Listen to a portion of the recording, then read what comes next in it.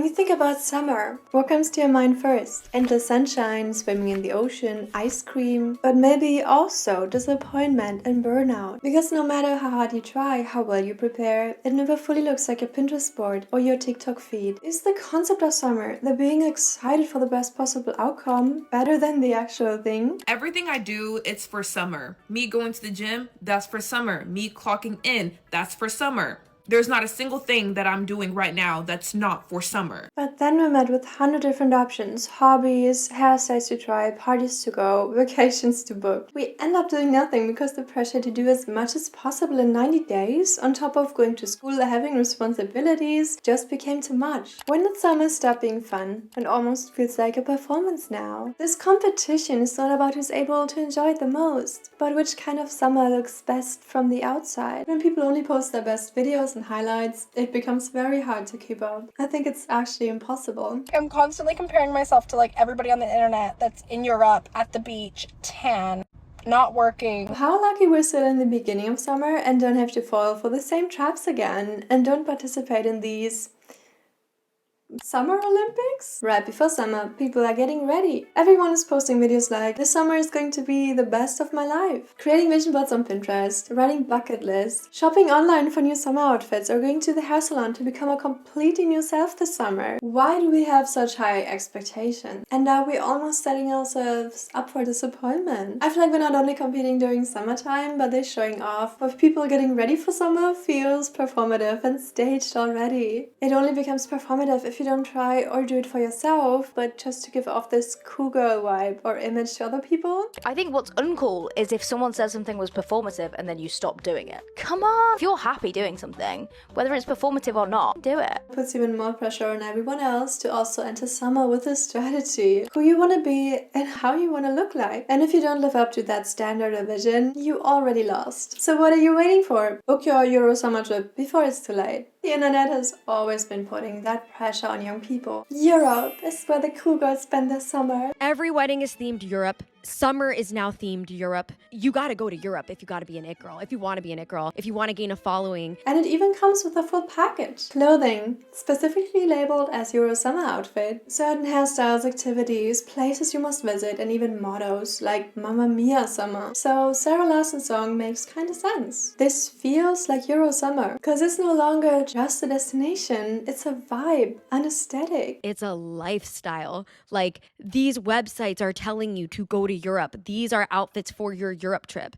They're basically normalizing that everyone's going to Europe. That's not normal. And so when they post their beach pictures and pizza dinners, it still looks like the perfect summer to everyone else. It's this romanticized, one-sided depiction of countrysides, villages, beaches that in reality are packed with people. But we don't see that in their stories or on Pinterest because a lot of people would never admit they expected something better. Well, obviously, Euro summer is the best way to present to the outside that you're having a great summer, representing the overall vibe, the hairstyles, outfits, music taste. But can you still have a great summer if you don't go to Europe this year? If you do the planning right, there are also other ways to experience a great summer. Let's look at some of those bucket list points and rebranding things now, and why the version of summer that was marketed to us was never achievable to begin with. Did you think eating ice cream once a week and wearing your outfits from last year is enough? Then you're not really experiencing summer to the max. Summer maxing. We already talked about Euro summer, but in general, you actually have to go on at least one vacation each year. At best, you're at the beach non-stop. It's just beach. Right. And what a good job you do at beach. Living the Pinterest dream summer seems impossible without beach. Silky dresses, sunsets, getting tanned, boat tours, collecting seashells. And I don't want to shame people for enjoying their life. It just sometimes feels like that if you can't go to the beach for whatever reason, that makes you uncool and your summer less summery. If beach is not a possibility for you this year, don't worry, there are a lot more ways to perform summer. You could go shopping, for example. Because lucky you, there are new trend colors, patterns, and materials every year. And as much as I love expressing myself through styling, do we really need to buy an entire new wardrobe every year? I think summer is actually my least favorite outfit season. But I'm talking hot, sweating, dying hot summer. My body doesn't like the heat. I can't layer. I'm hot, I'm sticky. I'm not comfortable. Where are we going? Why are you yelling at me? Oh My God. Not wearing the latest earpieces doesn't make you uncool, I promise. But on social media we're sold the idea that outfits are part of an unforgettable summer. What we are wearing should not be dictating if we're worthy of experiencing a great summer or not. And besides that, extensively shopping for the latest summer trends can be very expensive and it's not sustainable. Some also believe outfits, beach, and being worthy of a great summer is also tied to a certain type of body. But yeah, bikini body is apparently something people never get tired of talking about. That idea of it that's sold to us on social media is still very one-sided. And if you're not quite there, you start holding yourself back, which is understandable because it makes you vulnerable. And the last one, some define a good summer by how much they experience. Whether that's going on trips, eating ice cream, concerts, parties, flea markets, coffee dates. There are also way more options available than in the rest of the year, and that's where some people slip into what I like to call overchoice paralysis. When you feel pressure to pick the right vibe, so you end up choosing the couch? What makes that even worse is that we don't see everyone's normal life continuing online, we just see the fun stuff. So of course we think we need to do something fun all day every day to fill these 90 days with as many fun experiences as possible. But people usually have school, work, responsibilities. Life doesn't just magically pause during that time period. Even if the sun is out and everyone is enjoying summer, no one should feel bad for having responsibilities and not being outside constantly. That doesn't make you uncool.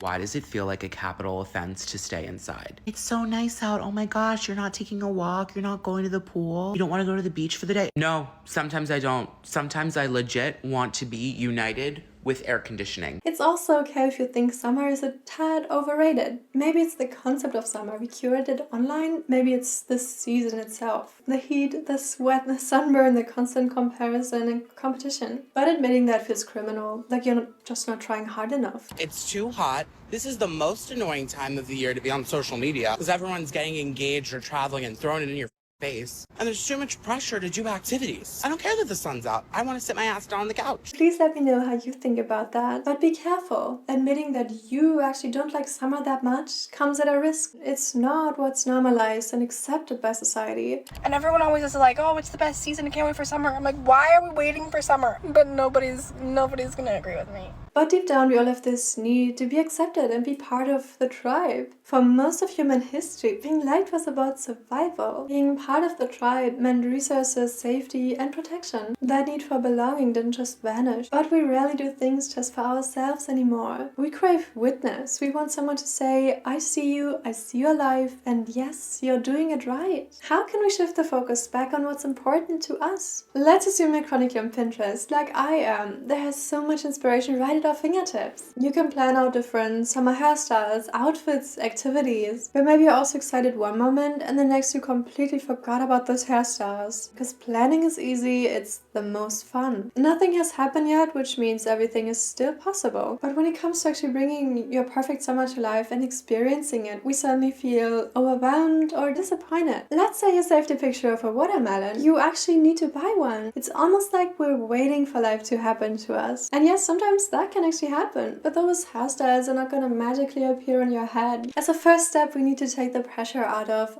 living your best life in summer. Because sometimes we don't even know how that looks for ourselves. We just do what's normalized and accepted by society. But that can be different for everyone. Do we need to quit scrolling and no longer be addicted to Pinterest? No, there's nothing wrong with getting inspired. It could actually be really exciting to not only plan summer according to what's gonna be aesthetically pleasing on someone else's Instagram feed, but to also integrate moments and activities you only do for yourself and you don't take a single picture. And trust me, you're gonna feel so much better the second you take summer and those performers off this pedestal, because people are posting their summer highlight reels online to get validation from others. And it's so much easier once you realize it's not representing real life and it's not the standard. The true winners of this summer Olympic race are the ones who do not participate in it. A summer can still tell a beautiful story even if you don't share every detail of it. So please let me know if you like summer, if you ever noticed this weird competitive behavior, and what your summer plans are gonna be.